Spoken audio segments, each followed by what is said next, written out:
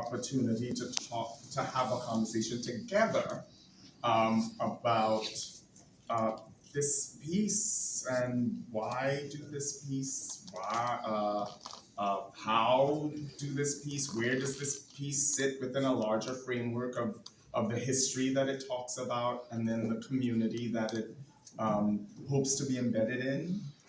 So I guess the easiest way to do that is to open it up to y'all and invite y'all. If folks have any impressions that they want to share or any questions that they want to ask, please feel free to do that. Why did you think it was important to do the piece? You start. Okay, I'm gonna. Okay.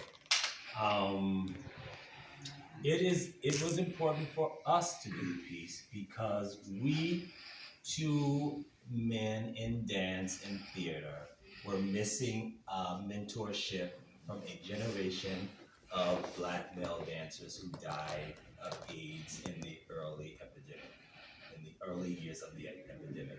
And this was our reckoning with that loss. This was our together, collaboratively, collectively working through the grief of losing those people and not having their mentorship and their love and their care for us as young Black, queer, gay, LGBT, all of it, men coming up post sort of in the 90s, the post epidemic years, but still in some way very much connected to it. So we collectively decided as a couple that we both realized we were dealing with and holding this grief, and that we too should come together and do something about that grief, and do something to activate healing within ourselves around this subject matter. And as artists, that's what we are both committed to. That's what we value. We value art as a service. We value art as activism. And we decided this is the contribution we're going to make to this fight. It's through the means that we have, which is art, dance, theater, the word, the body, movement, sound, rhythm. Yeah. Thank you. I think his experience of the piece is a lot more courageous than mine. And I say that in the sense of, I actually don't think, for myself, speaking for myself, I'll just speak for me. I don't think that I decided on the piece so much as the piece emerged and decided on us. And it comes part of the peculiar experience of us finding each other as close to middle-aged Black gay men who, in my lived experience, I felt like I had a lonely experience of my Blackness and my queerness. Those two things together, I had a Black life on one side and a queer life on the other side, and somehow those things didn't quite, in my lived experience, didn't quite sit neatly and comfortably with one another, and then we discovered each other, and there's a long story that includes this man, but we're not going to tell that in a second. But what we did, I think even arrived at last night, was that we found each other probably 20 years, or at least 10 years later than we should have. and could have. Let's say could have. And the reason for it was, or one reason for it, I think, as we became closer to each other, we discovered that coming of age in the late 90s, when those mentors that Tande talks about were either gone or in profound grief, And then we were growing up and being told, protect yourself, protect yourself. Like we were being raised or coming of age in a space of terror.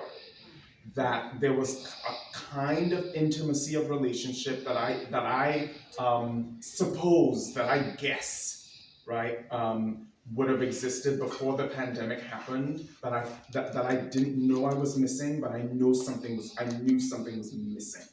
And there was a way in which the people who were even alive, people like this incredible person, Peter London here, or people like Zane, you still here, Zane? No? Zane, right? Who I mean, I'm now meeting Zane, right? Like 4 months ago, right? These are people who I should have had such close relationships with, but because we were being raised in terror, because we were being told, protect yourself, you're gonna, because I was being told by my mother when I was coming out to her, you're going to die. My son is going to die. You couldn't get close to people. It was in the air that way. It was in the air between us. And so as we discovered that sense of like comfort and intimacy with each other and kindness for each other and care for each other that we felt like we didn't experience easily in the outside world, it just became more and more apparent. And we had started working. We were like, oh yeah, we should collaborate. He was more resistant than I was. Because I had seen his work and was like, I mean, it was half the reason I was into this guy. I was like, whoa. So I was like, we should do things. And, partners. But as we had been exploring stuff in the studio, and he tells a funny story about the dichotomy between the two of us in the studio and how very different our approaches are and how much conflict it can cause sometimes. But we were in the studio and this thing started coming in. First it was about missing a sense of fatherhood in our lives, and then it became clearer and clearer that what it was this embrace, this easily accessible, because it's not that it wasn't there, it was that it by force it had retreated into more clandestine, more private spaces, and it just wasn't as easily available. And as young artists, you hustle in trying to, I don't know, be the next Alvin Ailey or something, and so you don't have that ability to just reach out as easily. And I think for me it emerged and was always terrifying. Yeah. It's terrifying.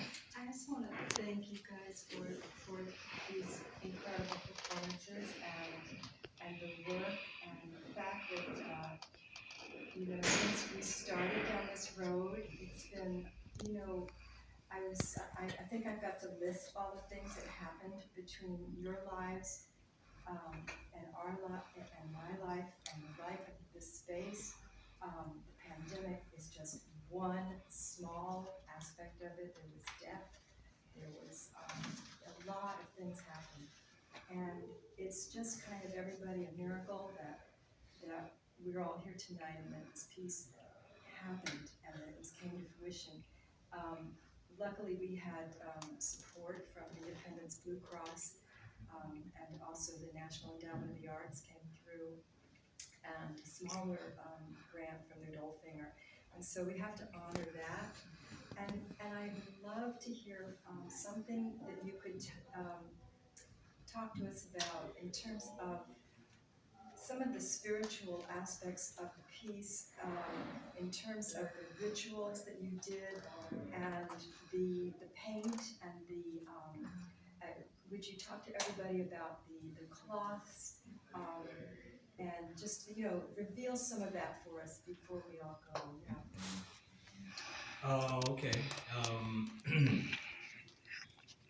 So Denizen Arts, I can't quote our bio,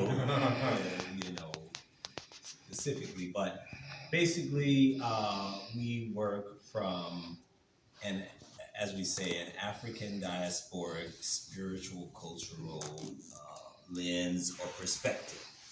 So what does that mean? Traditions that we realize that we're connected, each of us, to traditions, to practices that go back civilizations in the African continent. And we as African descendants are connected to that, and our work needs to reflect that, because we are aware of the the degrading of that material, or the idea that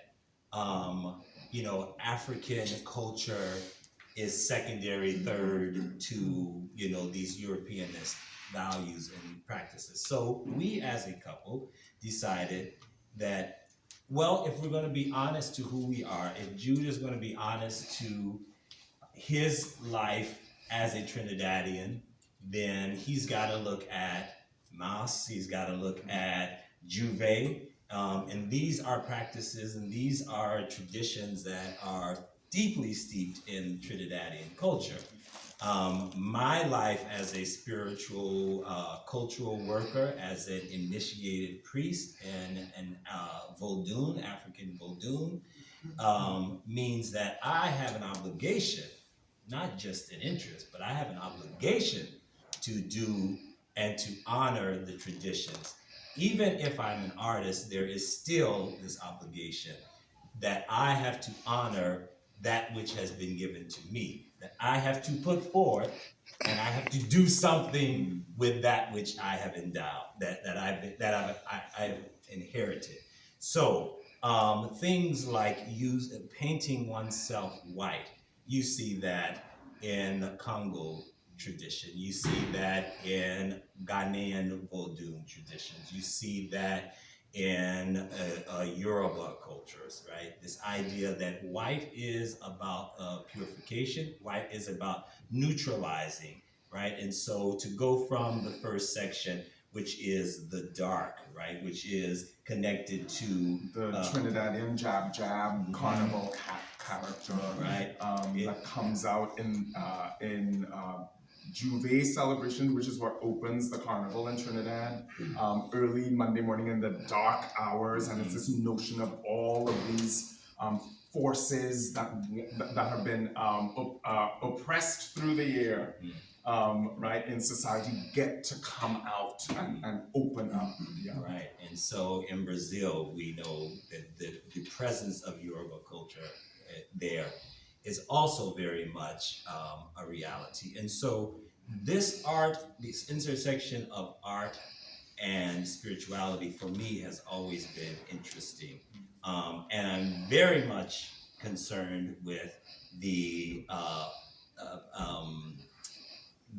zone of interaction, meaning when is it art, when is it spirituality, when is it spiritual, when is it art, right? And so so there's that. There is the presence of the circle, not only the circle, but the counterclockwise circle that we are walking in the beginning, which is a reference to the cosmogram, the Congo cosmogram, the Kinga, right? This idea of circling. This is a lifespan of a person.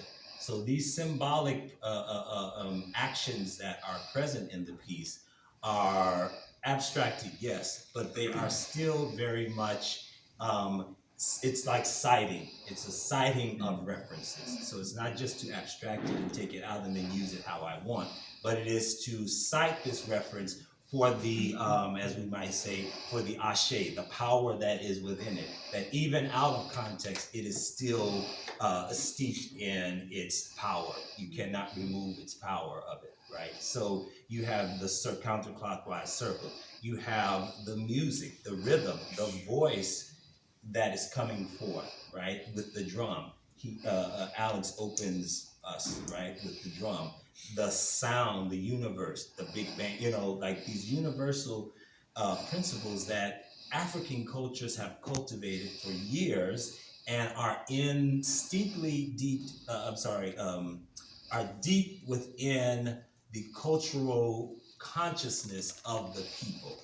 Even if they are not, even if, for instance, a person is, a Christian, the indigenous cultural knowledge is still very much present. And most times they coexist, right? Sometimes they don't exist. And so in this piece, that you first meet this dark figure who is dragging bodies, so to speak, right? The work of this undertaker, right? The work of the undertaker is the person, right? Is the work of having to deal with the dead. Like, ain't nobody gonna do it, you gotta do it. You know, it's like I have a nephew who is a study mortuary science, right? So it's like, it is like you meet these figures, and these people in your lives have obligations, have responsibilities that may have been, they may have inherited. You know, we think, oh, I just want to be a doctor, or oh, I love, you know, I want to have a shop. It's like then you dig into your ancestry and you realize, well, 2 generations ago, your family were shopkeepers, or 3, 5 generations ago, they were seamstresses. So, you know, it's like bringing all of that culture that we think tradition, old Africa, it doesn't exist now in the contemporary. No, it is very much alive and well in our bodies, in that dance, that undulation dance. That is a reference to the Yanvalu of Haitian Vodou. It is a dance of supplication. It is a dance to honor the spirits of the water, the spirits of the air. So all of that is very much present, and we decided we are not going to shy away from it, and that this is the foundation upon which we stand as people of the African diaspora. And so those are some of the things that are present. Of course, the quilts, we call them quilts, we call them covers, comforters. We call them different names. This idea of this looming heaviness that is just above you, right? You can't touch it, but it is very palpable. It is just looming above you, like the spirit of someone who has been lost, that you never had a final chance to say goodbye to, right? It's like their presence is there. And so how do you engage with that? How willing are you to engage with the invisible realm, the realm that may not be, tactile and present in your everyday life, but is actually very much so. So that's about ancestry. That is a citing reference to the Egungun masquerade of Nigeria that comes from the Yoruba culture, right? It is this idea that these fabrics, these pieces of fabrics are memories, right? Are connecting, are stories, just like the quilts of the American South, right? So it's like all of this can exist in this African diasporic space that is art, that is this universe that we are making, that we are tapping into. And so those are some of the references that we are citing, and we are honoring even more than just citing. We are honoring. The 2 things I want to say. One is that there's this misconception that LGBT people live outside of culture, that we live in counterculture only, and there's a way in which the richness of how we, particularly because of our lived experiences as queer, LGBTQ+, etc. people, there's a depth and a sensitivity actually with which we experience the culture that we have inherited. And sometimes often because of the fact that we are in such tenuous relationship to that culture, it takes on a preciousness for us because we don't always get to be an easy or simple relationship to it. And I think one of the things that we've wanted to always work in is this idea that that our culture, the culture that we inherit, is not separate from us, is not uneasy in us, that it belongs to us and we belong to it, and that those things fit each other. So yes, we should be able to use every traditional diasporic source to make black queer art, and be it the secular or the spiritual, that we belong in all of that. And then the other thing I want to point to um, is the music, and embarrass this person a little bit. Yeah, yeah. When we started, when we called, got in touch with Alex, and we got in touch with him late, but we had known for a year that we had been hoping to work with him. After having seen, and Alex, you're gonna have to remind us the film work that you and Lila Aisha Jones had collaborated on during the pandemic. Yeah, Revivals of Blackness with Aiden Un, who was also here tonight. Who was here tonight? Yes, and Luke Carlos O'Reilly, who was a pianist, composer. And we were sitting on our couch in the middle of the pandemic, watching this beautiful, moving, soulful, but also deeply human, accessible, but also highly artistic film, and we're kind of dumbfounded by it, and we're like, so we gotta work with him if we can, and would he even consider working with us, you know? And the reason I need to embarrass him is because one of the things he said is, well, you know, I'm not African American, and I'm not of an LGBTQ lived experience, so I don't know that I'm the right person for this work, and I can't remember what we said to you exactly, Alex, but the thing I knew was of the deep spirituality of this man's creative practice, the profundity of it, and the richness of it, and his devotion to real care in culture. And mind you, this was having the first conversation. It was just by seeing his work, by experiencing his work. We'd never met him before. I never met him before. I think Tom had. But it was just so apparent in the work itself, you know. And in that first conversation, that it was like, this is not a question, because again, right? Yes, LGBTQ, Black, BIPOC people are artists, culture workers, right? We live particular experiences, but we are universal beings as well. And we just knew. So I would like to turn Jean's question to you about like how you have been living in tradition and culture and practice. Yeah. So I grew up in the States, grew up in Virginia. My mother was an immigrant from Hong Kong. My father was a white American from Florida, a musician.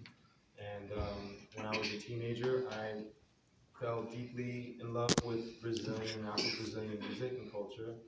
And it was at the time that preceded the internet. And so I was stuck in southwestern Virginia, trying my very best to learn everything I could, and had to start with DMG Music Club, and it was like going into a room and being told you have to draw a picture of the room, but the lights were off.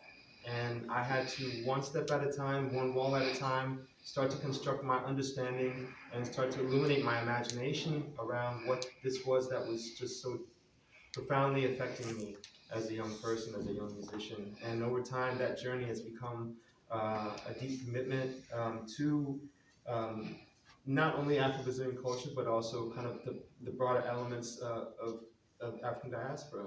And my practice as a non-native practitioner, and how that is informed with the practice of integrity, the practice of learning, of walking with people, and understanding the nature of this commitment has informed my artistic practice profoundly, and also growing up around musicians my whole life.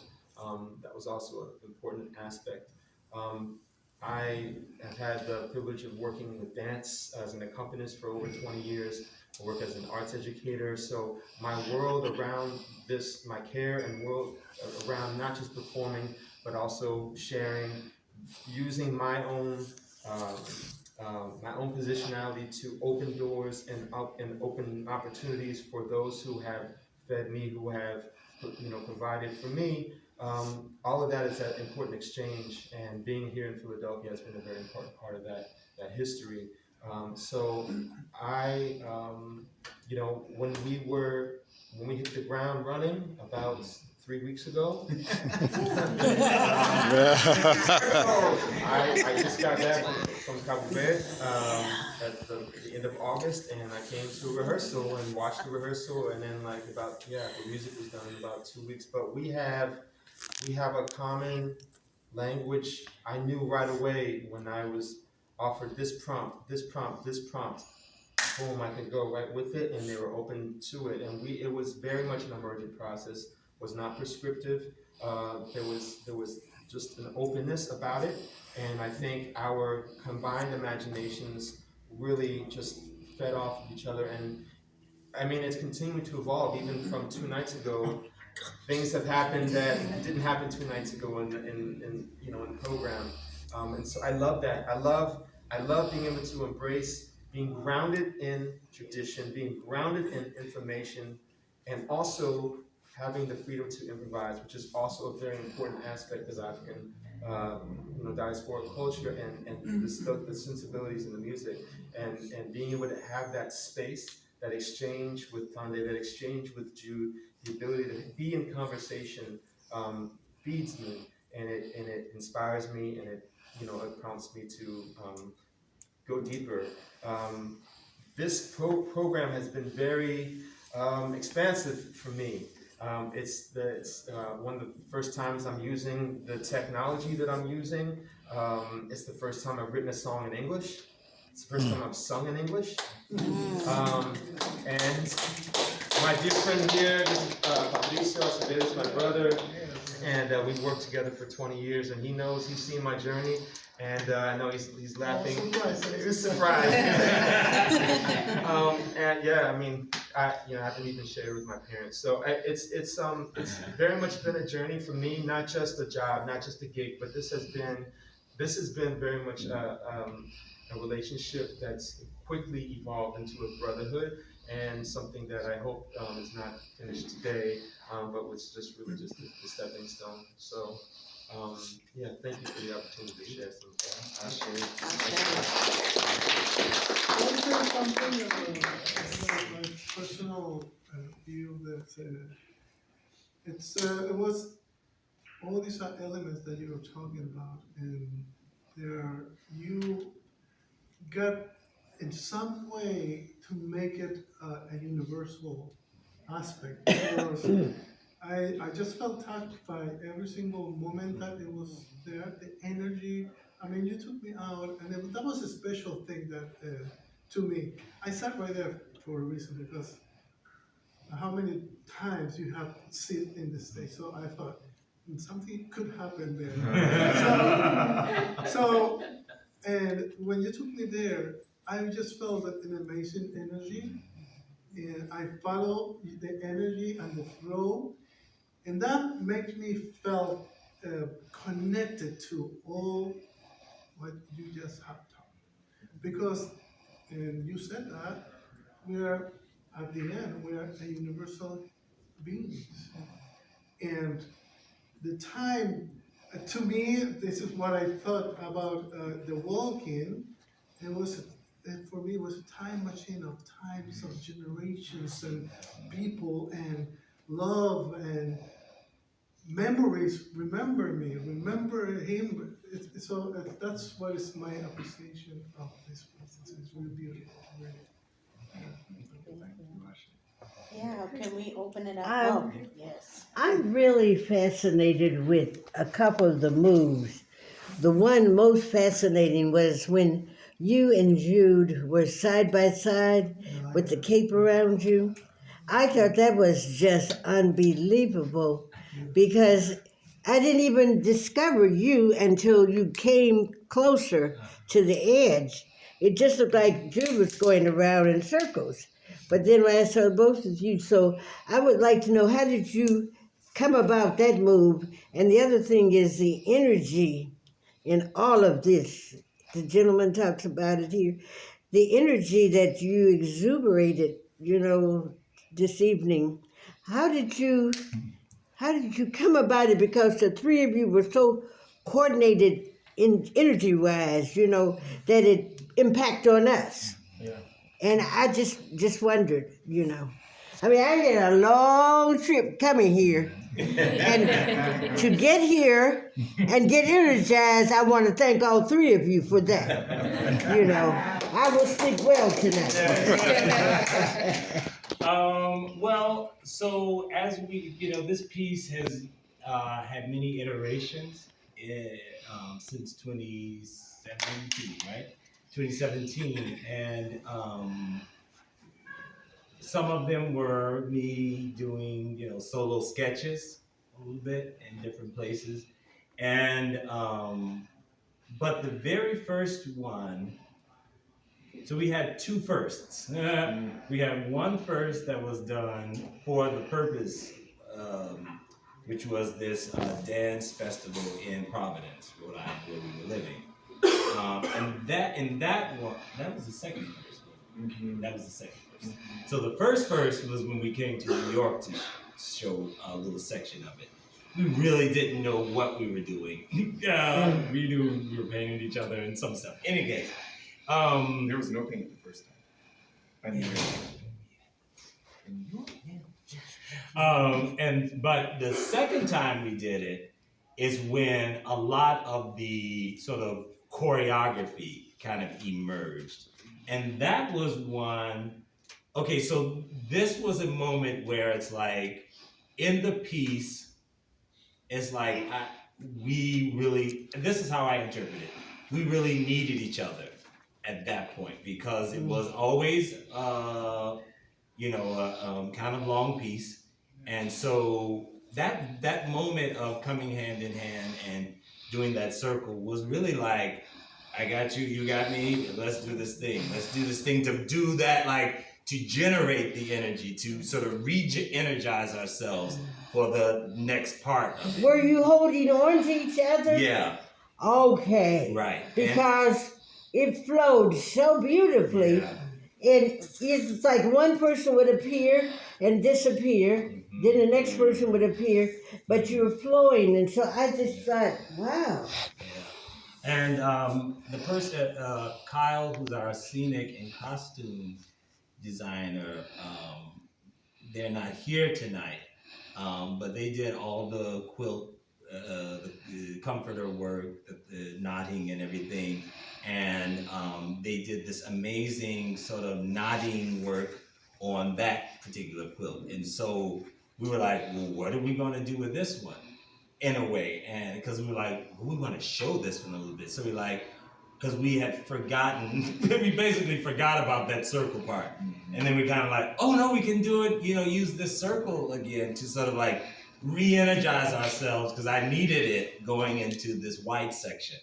And so that part was, so it was a choreography that was always there from the very beginning, and just that one stayed. We lost some choreography along the way, but that part seemed to be a very important mechanism. It was amazing to me. Yeah. And this gentleman came, I don't know if you came before or behind them, but you were doing some movements that were just unbelievable. Yeah. I have a dance That's what I background. really felt. You know. I felt some sort of energy that took me there, and I closed my eyes at one moment, just followed, and I felt your hand cold, and that was very special. A very special moment. So I am really happy that. Well, it was just magnificent to me. And of course, Whitney would not be, I had to say this, on this stage if it wasn't for the fact that his auntie godmother over here really encouraged her sister, his mother, she took his sister to dance. She didn't want to dance. Whitney was the one who danced. And we were all shocked, And it's been just traditional. And now I'm happy to say I have granddaughters who are prima ballerinas who took their first steps with Whitney. Whitney actually, they took their first steps and he gave them dance steps, which was amazing. On my birthday, by the way. All right, Mother. Yes, Dave. I just want to say it's really interesting that this piece should happen at this time, at this moment, when the community has actually lost like a major leader, and it's I feel like Dr. Johnson reached back and pulled you here and said go over there and was directing everything from another realm. And you know, as Michael was going in and out of his thing, he was moving people around and putting things together. Because when I came the Thursday night, I realized how unaccidental it all is really sometimes. It's not, this moment is not accidental at all. It's not accidental that we should connect. It's not accidental that the performance should happen at this time. It's not accidental that Michael Henson, like this amazing human being, and many others should leave us in this moment, and that your performance should happen on the same day as his memorial service in Philadelphia, and that all of these people are really moved to hear the things and understand the things that you're saying. And when I say all of these people, you may not know it consciously, but subconsciously, you're here to hear the things that need to be said. And you know, and the people who are in our circles are here for that same reason. And it's just amazing to me that it's such a powerful spiritual moment, period.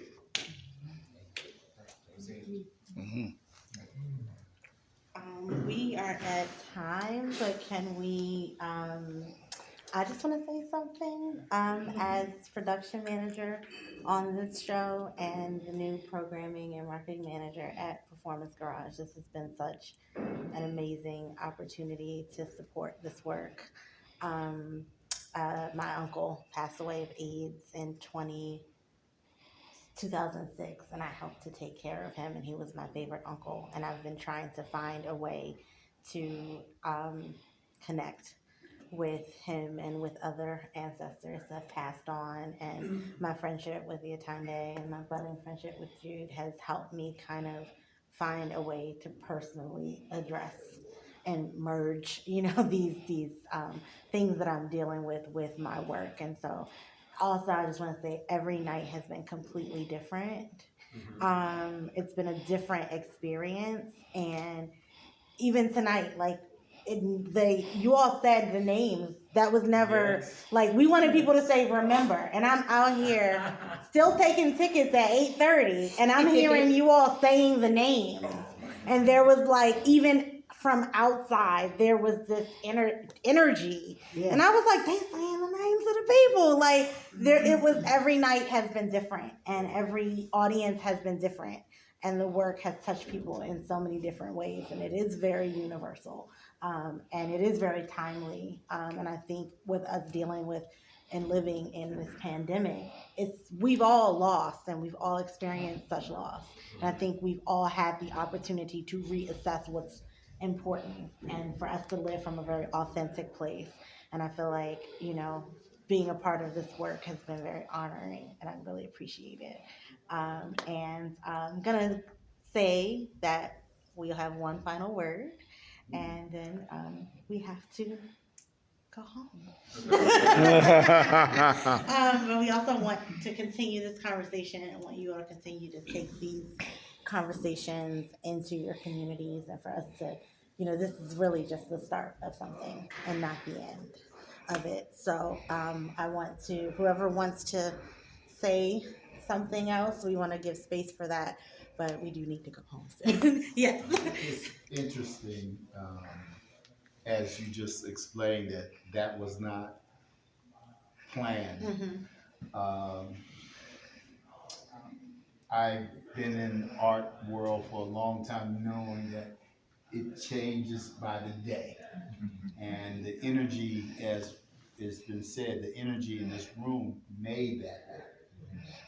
Because yesterday, if it didn't happen yesterday, because that wasn't the type of energy from that room. Today, that was that energy.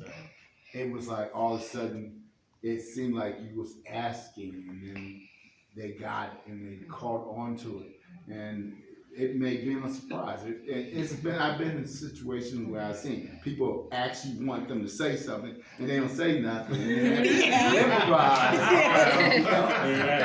So that was just amazing to understand that was not. I mean, because I was like, I'll be the mole being like, remember, you know, like the thought that it was like we were going to have to drag just the call and response of remember out.